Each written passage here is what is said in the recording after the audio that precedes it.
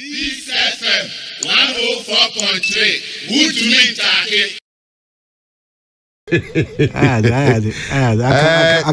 I come fast to find. Yeah, there's a canal. Idea so anopa we die. Ma hwe de robo krata no mu bebre ni nyina kire pepe senia Andra the Ashanti Regional Capital of Kumasi. Womo ebeje so eboa yese ye nyina no yebeye o ye kire na yama oman no nyina na ewiase afa na nyina obi ate yasem se register yede ebeye 2020 election no ye wo bi dada na ne wo ho no ye njindi se atochima ama bibi kura wo mu a ha adwen ne ntie ye kan saa ne se enye se ye fiti prekope eye bosremu kabi na ye kan keke esan se ye amanyoku a ye wo opposition me gidi se woni a one sign so ye ankrankranfo a ye civil society organizations no a womo so womo de omane otum ka kire electoral commission ka kire aban se monhwe ni ye na muntu a ye tui ya nhwe ni a edo how kese na de bebre o man Ghana nenti ye ka se o how kese ebeba ama o man Ghana no ene se ene woni a woji tumu se yenye register foforo no eye MPP fo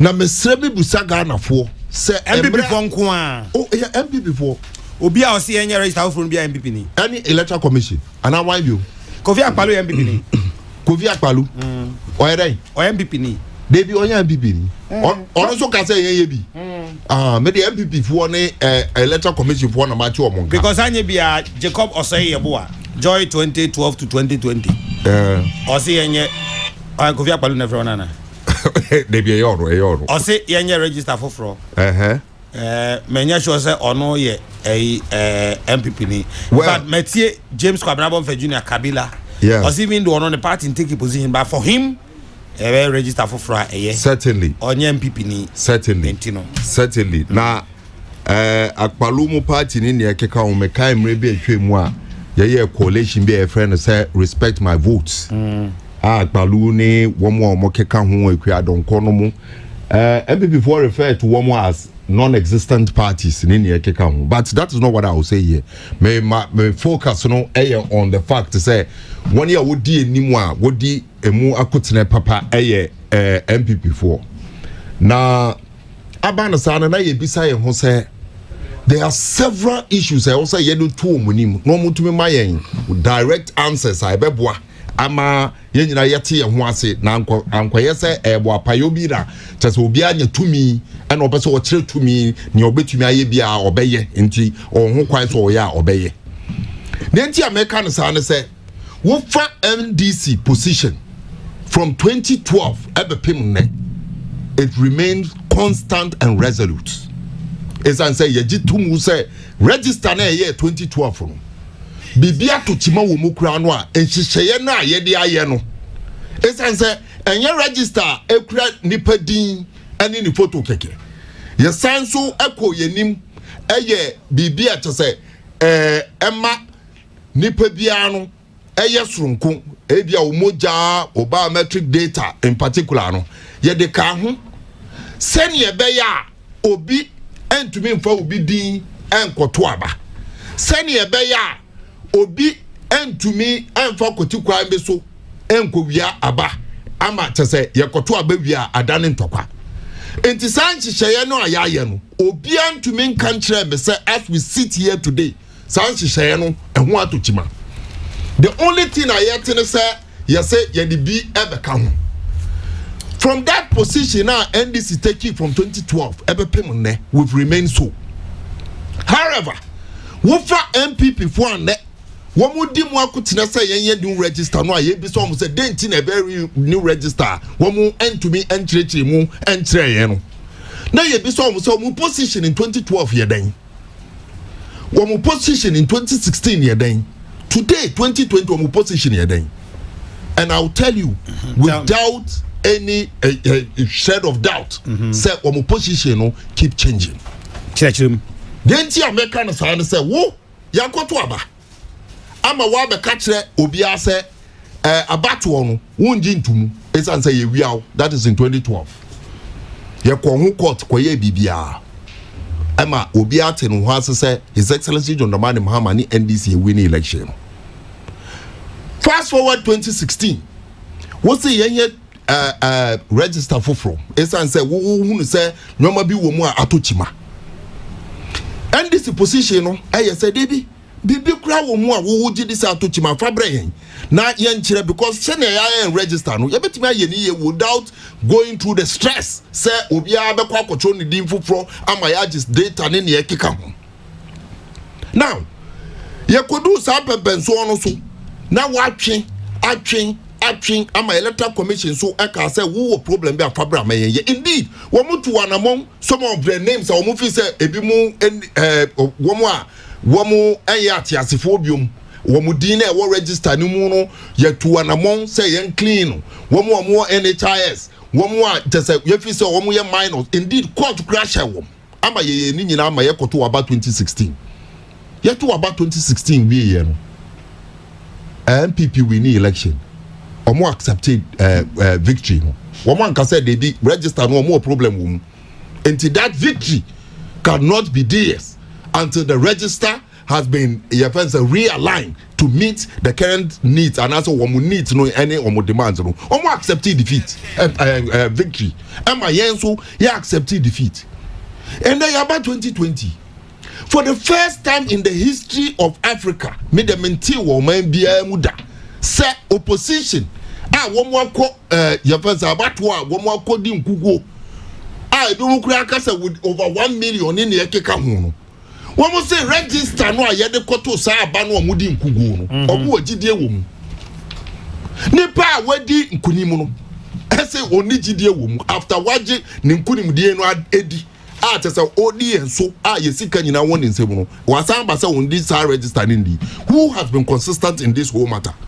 The NDC, of course.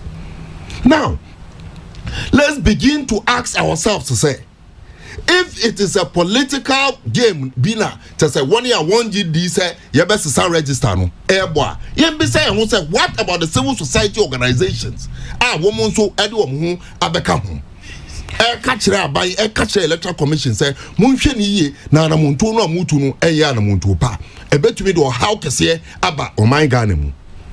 What about them? Yentie electoral commission up until today me de to work ama to say me jidi say omutie me obi ema me the tangible reason after one kasa waji atu mu say the register na ye use no credible. That is the words of the electoral commission. Sa register no credible. Na wo no avedie wasa betina say yensi sa register no na wo tu anamon bi ama to say register no ya besisa no me tete nsem bi and I don't want to believe it is true. If you can't confirm, don't say it. Oh, Debbie. I mean, it's newspapers be a publish. I've read it online to the effect to say electoral commission. I'm at date be a April. Correct. So was what to be. Maintain in fact. Correct. If it is true, it is. Now may catch 1 year to 2 almost say woman be the eminent commissioners who say the committee of the electoral commission who say with immediate effect. It's and say ebi mu a ye wo ebuo kese ama wom.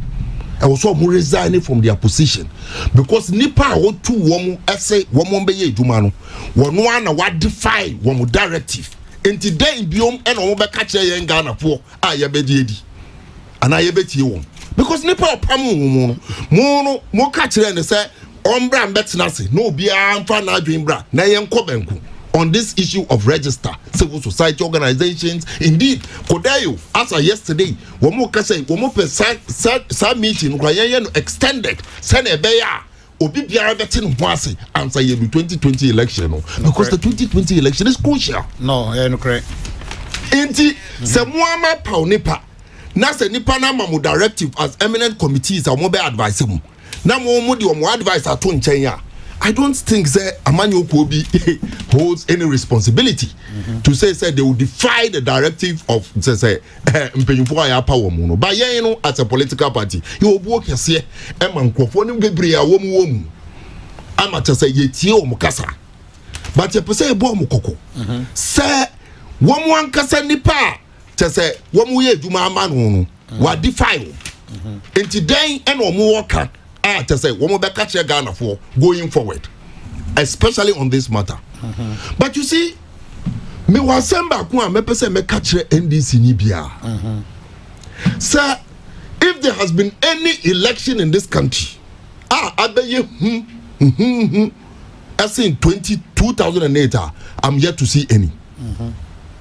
But in 2008, we were resolute as a political party, determined with a sense of purpose, say, go into that election because we know, say, there was superior argument.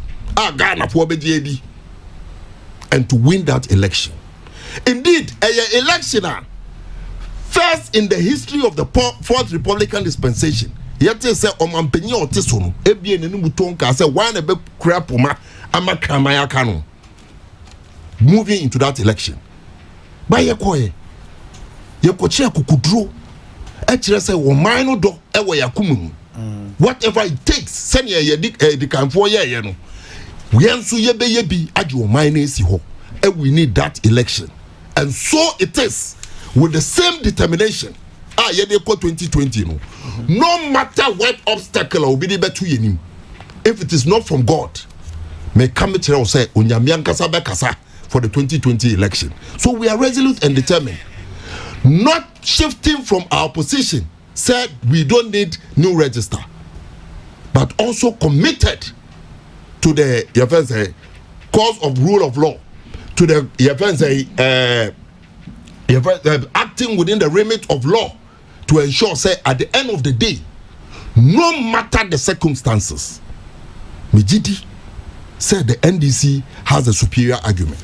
Obi biara obe sipoma say obi ambe kana asem no ebeti say the NDC any woman or woman penny register no have a superior argument because at the end of the day you know whatever the situation now koto phone foforo kra wo ankasa wo say okay wo pe phone foforo and as the phone na say and as obi awia wo phone enemre mu an ne Ghana e wo no untimi nka nche me say wanya phone foforo no wo sign so akọ na na ya okese ho dano na me wo number me phone na iranti sama me number na ma throw number na ma sanko honorable Duncan dano na me wo number but before no obi evianti ma me number foforo and in this day and age ye guys hard ye no ye.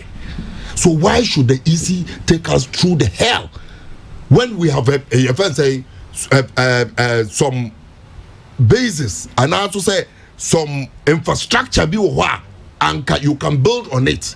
Now we catch and say chinchinia ubi ambesa line fufro na yembe ye ejuma fufro me no me catch say as a political party by the time a woman any ebebre say yembe trochudi no it is our duty as political party to ensure say things will be done right, and in our attempt to ensure that things will be done right, you know, we will be distracted from what do you call it, the engagement yene Ghana for no ebenya in attempt to win their support say omo beto abama yen na yen nyina no ye the attention abegu bibia ye chochodin. It is a distraction for me as a political party, a distraction, a inconvenience mami enye me fault nipa no a obeso oye sa no so me ka che ne say wo other ways a obetimi dey aye na ma me ho atomi na ma wo so ho aton na chinchinia na wo pesa wo ye bibia.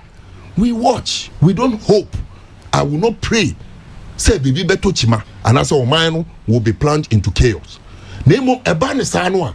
People should know say womo namon tuo and a and they are likely going to be candidate and I say for the international court say of crimes say what na ho ayehwe han amagana na nka ebe krabehwe no Africa man nyina no ehwe wo mu democracy wo mu kabima minkebi no what na ho ama ginseng enti wo so wo questions a e wo so wo answer be answer e ma te say we are seeing na hu ni say senior announce say the enti a yentumi entwe waso for that negligence. Mate Alhaji Nazir Mohammed na yetere nka no Nana Yaga Peace FM 104.3 Who to me take